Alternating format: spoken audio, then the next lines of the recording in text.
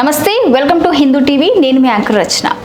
మరి అక్షయ తృతీయ యొక్క విశిష్టత గురించి తెలియజేయడం కోసం మనతో పాటు ఉన్నారు రాజేశ్వర శర్మ గురుగారు. గురుగారిని అడిగి తెలుసుకునే ప్రయత్నం చేద్దాం. నమస్కారం గురుగారు. నమస్కారం గురుగారు, ఎలా ఉన్నారు? అంతా కులాసేమ్మ. ఓకే, అక్షయ తృతీయ మరి ఏప్రిల్ 30 రోజు అక్షయ తృతీయ వస్తుంది మనకి. సో దాని గురించి ఒక విశిష్టత గురించి తెలియజేస్తారా? తప్పకుండా. లక్ష్మీ క్షీర సముద్రరాజతనయాం శ్రీరంగదామేశ్వరీ దాసీభూత సమస్త దేవవనితాం లోకైకదీపాంకురాం శ్రీమన్మందకటాక్షలబ్ధ విభవద్బ్రహ్మేంద్ర గంగాధరాం త్వాం త్రైలోక్యకుటుంబినీం సరసిజాం వందే ముకుంద ప్రియాం. శ్రీ గురుభ్యో నమః. శ్రీమాత్రే నమః. అక్షతృతీయ పేరులోనే ఉంది. అక్షయము క్షయము. క్షయము అనగా నశించేటువంటిది, అక్షయము అనగా ఏమాత్రం నశించనటువంటిది. కనుక ఏది నశించదు అనంటే మన యొక్క ధర్మము, మనం అంటుపెట్టుకున్నటువంటి పుణ్యము నశింపనటువంటిది. ఏది నశించేటువంటిది? భార్య, పిల్లలు, బంధు మిత్రులు, మనము అనుకుంటున్నటువంటి ఆస్తిపాస్తులు ఏవైతే అవన్నీ ఉన్నాయో సంపూర్ణంగా నశించేటువంటి అంశాలు. మాంసనేత్రాలకు కనబడేటువంటివన్నీ కూడా క్షయమయ్యేటువంటివే అనేటువంటి అర్థాన్ని ఇస్తూ ఉంటుంది. భగవంతుడు ఈ యొక్క సృష్టిని అద్భుతంగా సృష్టించినటువంటి క్రమంలో పండుగలు మన యొక్క జీవితాన్ని మార్చుకోవడానికి, సంస్కారబద్ధంగా చేయడానికి, మనము చేసినటువంటి తప్పులను మనం సరిదిద్దుకోవడానికి భగవంతుడు ఇచ్చినటువంటి ఆపర్చునిటీయే ఇట్లాంటి పుణ్య దివసాలు. జన్మాంతరపూరితమైనటువంటి పాపకృత్యాలు ఏవైతే ఉన్నాయో, ఒక జాతకం చూసి ఆ జాతకంలో అతీతమైనటువంటి దోషం ఉంది, అట్లాంటి దోషాలు ఏవైతే ఉన్నాయో అవి పోవడము చాలా కష్టము, అసాధ్యమైనటువంటి అంశము అనేటువంటి విధంగా ఏదైతే అంతటి దోషపూరితమైన అంశాలు ఉన్నాయో అట్లాంటి వాటికి కూడా భగవంతుడు కొన్ని చాయిసెస్ ఇచ్చారు. ఏమిటయ్యా అనంటే ఇట్లాంటి అక్షతృతీయ లాంటి విషయాలు. మనకు జన్మరాహిత్యమైనటువంటి విషయాల్లో మనం చేసేటువంటి పాపాలు ఏవైతే పూర్వజన్మలో చేశామో అవి నివృత్తి చేసుకోవడానికి, మనకే కాకుండా మన యొక్క పితృదేవతల యొక్క పుణ్యలోక ప్రాప్తి కోసము కూడా ఈ యొక్క అక్షతృతీయ ఉపయోగపడుతుంది. మనము చిన్న దానం చేయడం చేత ఈ కలియుగంలో ఒక కారిక చెప్పబడుతూ ఉంటుంది. అంటే దానం అంటే ఏదో ఒక వస్తువు అంటే ఇలాంటివి అంటూ ఉంటారు కదా, సో ఇలాంటివి చేస్తే బాగుంటుంది అంటారు. ఇది వైశాఖ మాసం. ఓకే. విశాఖ నక్షత్రం అగ్ని నక్షత్రం. అగ్నిహోత్రుడు వైశాఖ మాసంలో ఎక్కువగా భూమండలం పైన తన యొక్క శక్తిని 4 రెట్లు ప్రసరించేటువంటి రోజులు. కనుక ఆ యొక్క భూతాపాన్ని పోగొట్టడానికి మనుషులకు కూడా ఆ విధమైనటువంటి తాపోపశమనాలు అనేటువంటివి ఉంటాయి. మనకు జన్మ చాలించిన తర్వాత కూడా అవి ఇంకా 2 రెట్లు ఎక్కువ, 4 రెట్లు ఎక్కువ అవుతాయి అనే విషయం కూడా, తాపం అనేటువంటిది ఎక్కువ అవుతుంది. వారికి ఏం చెయ్యాలి అని అంటే జలదానం చెయ్యాలి, నీరు దానం చేయడం. ఇంకా ఒక కొత్తనైనటువంటి కూజలో ఈ విధంగా నీళ్లు పోసి సుగంధ ద్రవ్యాలు వేసి ఒక బ్రాహ్మణికి కానీ, తోట వెళ్ళేటువంటి దారిలో వెళ్ళేటువంటి బాటసారులకు కానీ జలదానం చేయడము, మళ్ళీ అంతేకాకుండా చల్లని పానీయాలు దానం చేయడము, తెల్లనైనటువంటి వస్త్రదానం చేయడము, పాదుకా దానం కూడా శ్రేష్టమని చెప్పబడింది. వైశాఖ మాసం కదా, కనుక పాదుకా దానం కూడా చాలా శ్రేష్టం. ఇంకా ఛత్రదానం, ఛత్రకాదానం గొడుగు కూడా దానం చెయ్యాలి. ఈ వైశాఖ మాసంలో పురాణాలు ఒక్కొక్క మాసానికి ఆ మాస శ్రేష్టతను చెప్పేటువంటి పురాణాలు చాలా ఉన్నాయి. ఈ వైశాఖ మాసం కూడా ఆ విధమైనటువంటి వైశాఖ పురాణం చాలా శ్రేష్టం. కార్తీక మాసం దీపానికి ప్రాధాన్యం, మాఘమాసం మాఘ స్నానాలకు ప్రాధాన్యం, వైశాఖ మాసం వచ్చేసరికి దానాలకు ప్రాధాన్యమైనటువంటి అంశము. వ్రతరాజం అనేటువంటి గ్రంథాల్లో ఈ వైశాఖ మాస మహత్యం, అక్షతృతీయ మహత్యాన్ని గురించి చెప్పబడుతూ ఉంది. అక్షతృతీయ రోజు నదీ స్నానం, సముద్ర స్నానం చేయడం చాలా శ్రేష్టమైనటువంటిది. కృతత్రేత ద్వాపర కలియుగాలు అని 4 యుగాల్లో ఉగాది ఈ అక్షతృతీయ రోజు కృతయుగంలో ఇక్కడి నుంచే ప్రారంభమైంది. ఇక్కడి నుంచి ప్రారంభమైన తర్వాత మనకు అంటే ప్రతిదానికి ఆరంభపూరితమైనటువంటి అంశంగా ఈ యొక్క అక్షతృతీయను తీసుకున్నారు. ప్రకృతికి కూడా అత్యంత మహిమాన్వితమైనటువంటిది, శక్తిమాన్వితమైనటువంటి విషయంగా ఈ అక్షతృతీయను పెట్టారు. అక్షతృతీయ రోజున మన పితృదేవతలకు అక్షయ పుణ్యలోక ప్రాప్తి కోసము శ్రాద్ధకర్మలు కూడా చెయ్యాలి అని చెప్పబడింది. శ్రాద్ధము కర్మలు 96 రకాలు, షణ్ణవతి శ్రాద్ధాలు అని. షణ్ణవతి శ్రాద్ధాల్లో అక్షతృతీయ రోజు కూడా చెయ్యాలి. చెయ్యలేని పక్షంలో వారు తర్పణాదులైనా చెయ్యాలి అని వారి పేర్లు తలుచుకొని, పితృదేవతల పేర్లు తలుచుకొని తర్పణాదులు చేయడం. స్వయం పాక దానం కూడా శ్రేష్టం. అన్న సంతర్పణ కూడా చాలా శ్రేష్టమైనటువంటి అంశం. వీటిలో దానము ధర్మము అనేటువంటి అంశం. దానము ధర్మపూరితమైనటువంటి 2 విషయాలు ఏమిటి అని అంటే, ఎదుటివారు గొప్పవారైనా కానీ, ఒక పండితులు వాళ్ళందరూ కూడా గొప్పవారైనప్పటికీ మనను పునీతం చేసేటువంటి స్థితిలో ఉన్నారు, అత్యంత సంస్కారవంతులు కనుక వారు ఈ విధమైనటువంటి స్థితిలో ఉన్నవారు కాబట్టి మనను పునీతం చేసేటువంటి స్థితిలో ఉన్నవారు, వారికి దాన ధర్మాలు చేయడం. ఎవరైతే అన్నపానీయకాలకు కొదువుగా ఉండి వస్త్రాలు కూడా కట్టుకోలేనటువంటి మినిమం నీడ్స్ కూడా లేనటువంటి వారు ఎవరైతే ఉన్నారో అది ధర్మము అని అంటాం. ఆ యొక్క ధర్మం కూడా ఈ రోజు నాడు చేయడం శ్రేష్టము. మనకు ఆ విధంగా చేయడం చేత మనకు తరిగిపోయినటువంటి పుణ్యం అనేటువంటిది ఈ యొక్క అక్షతృతీయ రోజు చేయడం చేత లభిస్తుంది. కనుక ఆ అక్షయతృతీయ రోజు ఎప్పుడైతే ఈ విధమైనటువంటి స్థితి మనకు కలగడానికి దాన ధర్మాదులు, పితృదేవతలకు సంతర్పణలు, సత్కార్యాలు చేయడము, జాగరణ చేసేటువంటి వారు రాత్రివేళ వరకు కూడా, రాత్రివేళ అమ్మవారి యొక్క ఆరాధన ఎక్కువగా శాక్తేయమైనటువంటి దివసాల్లో మనకు దేవీ నవరాత్రుల్లో అష్టమి నవములు ఏ విధంగానైతే అత్యంత శ్రేష్టమో వైశాఖ మాసంలో అక్షతృతీయ అత్యంత శ్రేష్టం. 2 విధమైనటువంటివి. ఉపవాసం ఉండి, సంపూర్ణంగా ఉపవాసం ఉండి జాగరణలు చేసి పరిపూర్ణంగా అమ్మవారి యొక్క ఆరాధన చేసి అమ్మవారి యొక్క అనుగ్రహానికి ప్రార్థన అయ్యేటువంటి అంశం.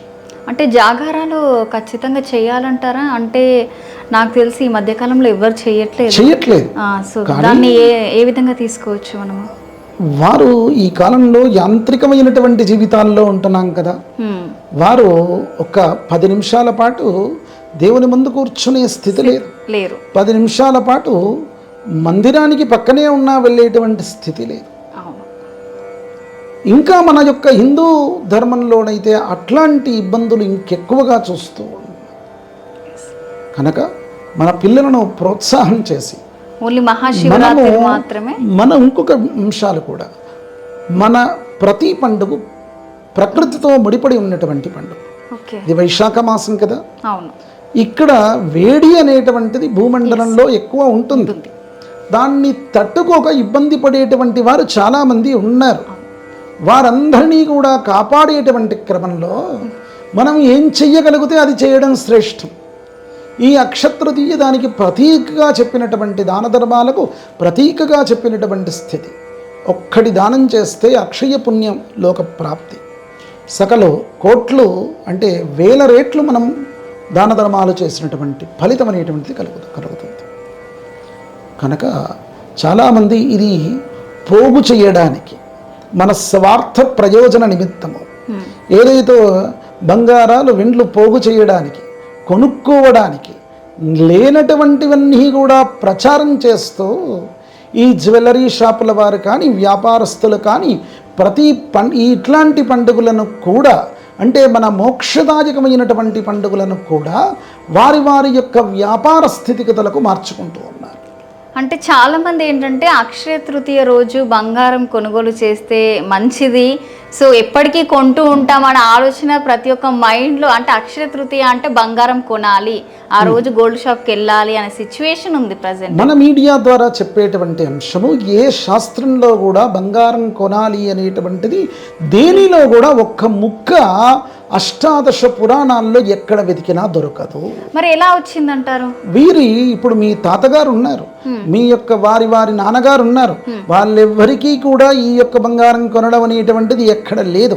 ఇప్పుడు ఈ యొక్క గత 10 సంవత్సరాలు 20 సంవత్సరాలు 30 సంవత్సరాల నుంచి మాత్రమే ఈ విధమైనటువంటి నానుడి చూస్తూ ఉన్నాం. కనుక ఎవరయ్యా మధ్యలో కల్పితమైనటువంటి అంశం లేనటువంటి సృష్టించినటువంటి అంశాలే ఈ వీటిపైన ప్రభావాన్ని చూపెట్టేటువంటి స్థితులు ఉన్నాయి. కనుక మనము ఏ విధమైనటువంటి స్థితి ఇట్లాంటివి ఏమాత్రం నమ్మకూడదు. బంగారం కొంటే సంపూర్ణ పాపం అనేటువంటిది లభిస్తుంది. నువ్వు దానం చెయ్యరా అంటే వానికి లేనటువంటి కోరికలు పుట్టించి నీ ఒక్కని బాగుపడితేటువంటి స్థితి అనేటువంటిది పండుగల్లో ఉండదు. అదే గురుగారు, ఏంటంటే ఉన్నవాళ్ళు ఏ విధంగా తీసుకుంటారు, సో లేని వాళ్ళ పరిస్థితి ఏంటి? ఇప్పుడు అసలు లేనే లేదు కదా, బంగారం లేదు, బంగారం కొనడం అనేటువంటిదే ప్రస్తావన అనేటువంటిది లేదు అందరూ. కనుక బంగారం గురించి మనము ఈ చర్చించుకునేటువంటి అంశాల్లో మన మీడియా ద్వారా పబ్లిక్ తెలవాల్సినటువంటి, ప్రజలకు తెలవాల్సినటువంటి విషయం ఏమిటి అని అంటే, అక్షతృతీయ రోజు బంగారం కొంటే లేనటువంటి చాలా ఇబ్బందులు వారికి జీవితంలో కలుగుతాయి. కనుక సుఖశాంతులు అనేటువంటివి ఇంట్లో ఉండదు, ఇంట్లో ప్రశాంత వాతావరణం అనేటువంటిది కోల్పోతారు. కలిపురుషుని యొక్క ఆహ్వానం ఎక్కువగా ఉండేటువంటి వస్తువుల్లో ఈ బంగారం అనేటువంటిది ప్రప్రథమంగా మొట్టమొదట ఉండేటువంటి స్థితి. మనిషి యొక్క ప్రశాంతత కోల్పోవడానికి ఈ యొక్క బంగారం అనేటువంటిది మొట్టమొదట హేతుర్భూతమైనటువంటిది. ఈ పండుగలో అక్షతృతీయ రోజు బంగారం కొంటే ఇబ్బంది పాలవుతాము, దయచేసి కొనొద్దు అనేటువంటి విషయంగా ఖచ్చితంగా మన మీడియా ద్వారా అందరికీ కూడా విన్నవించుకుంటున్నాను. ఈ వ్యాపారస్తుల యొక్క మాట వినకండి, కావాలంటే వేరే ఒక రోజు కొనండి, మీరు ఈ రోజు మాత్రం కొనవద్దు. అంటే వాళ్ళే పెట్టిందంటారా? వాళ్ళు పెట్టినటువంటిది. ఎందుకంటే ఏ యొక్క పురాణాల్లో ఏ వేదాల్లో దేంట్లో కూడా లేదంటే కనుక ఖచ్చితంగా సంపూర్ణంగా ఆ విధమైనటువంటి స్థితి తప్ప మిగతా పరమైనటువంటిది కాదు. దయచేసి బంగారాదులు కొనద్దు. అక్షతృతీయ అక్షయమైనటువంటి పుణ్యాన్ని ఇచ్చేటువంటిది.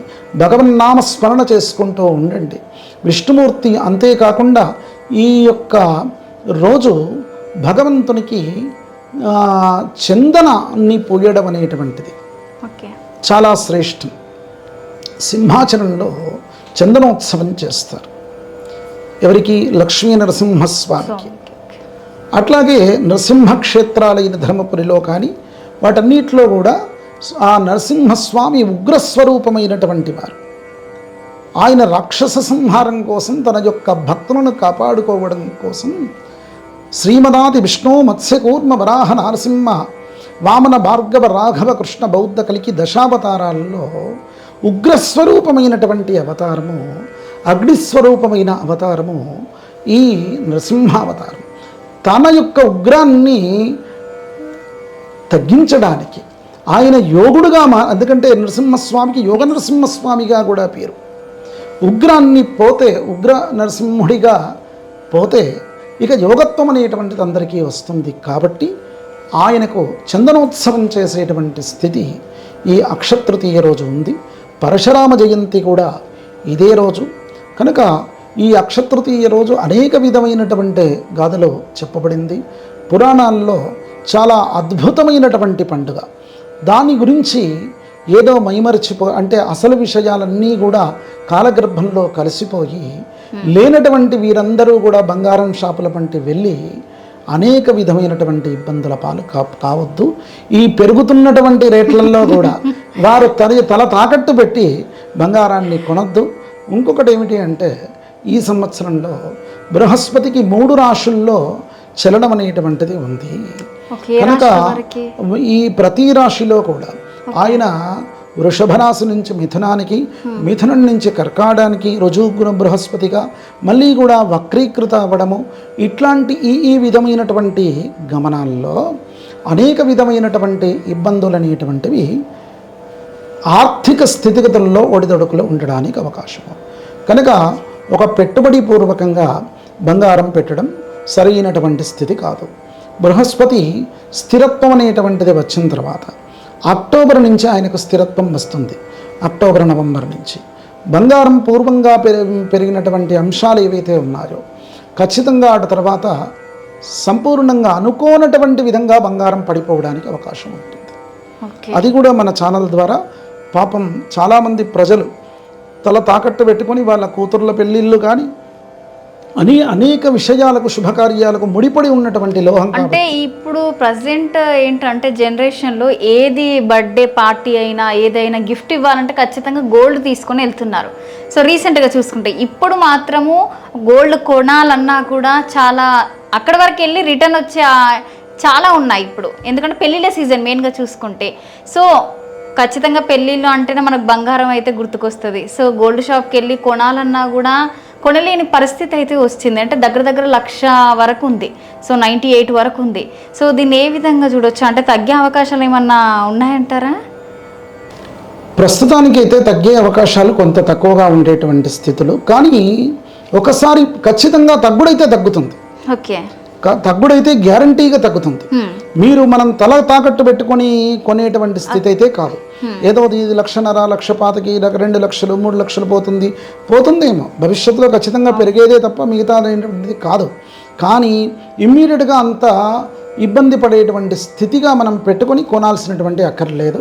ఖచ్చితంగా సడన్గా, ఎందుకంటే బృహస్పతిలో ఈ విధమైనటువంటి చలనాలు ఉన్నప్పుడు ఖచ్చితంగా సంపూర్ణంగా ఒకటే మారు పడిపోవడానికి అవకాశం అదండి. ఓకే, తగ్గే ఛాన్సెస్ అయితే ఖచ్చితంగా ఉన్నాయి అంటారు.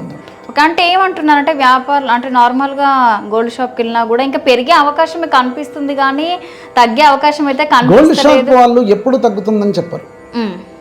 ఏ గోల్డ్ షాప్లో అయినా అడగండి, వాళ్ళకి గిరాకీ చాలా ఉండాలి అని అంటే వాళ్ళకి ఏంది ఇమీడియట్గా ఇప్పుడు కొనాలి వాళ్ళు. మరి తగ్గుతుంది అని అంటే మీరు ఏం చేస్తారు? షాపుకు పోయినటువంటి వాళ్ళు కొంటారా? లేదు, కొనరు కదా. అదే పెరుగుతుందని చెప్తే వెంటనే అమ్మో భయభ్రాంతులకు గురై వెంటనే కొనేస్తా. ఏ గోల్డ్ షాపుల వాళ్ళు కూడా తగ్గుతుందనేటువంటి రేటు ఏ మాత్రం కూడా చెప్పరు, తగ్గినప్పుడు కూడా చెప్పరు.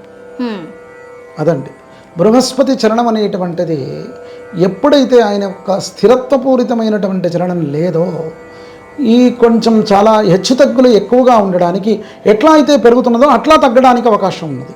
దానికన్నిటికీ కూడా ప్రిపేర్ అయ్యి మనం కొనాలి. ఓకే, అదండి. సో వీళ్ళే క్రియేట్ చేస్తున్నారు అంటారు ఖచ్చితంగా. ఓకే, అంటే ఒకవేళ పెరిగితే మళ్ళీ కొనలేని పరిస్థితి వస్తుంది కావచ్చు అని ముందు జాగ్రత్తగా కొనుక్కోమని హింట్ ఇస్తున్నారంటారు మీరు. అవునండి. ఓకే ఓకే గురుగారు, సో అక్షయ తృతీయ విశిష్టత గురించి తెలియజేసినందుకు ధన్యవాదాలు. నమస్కారం.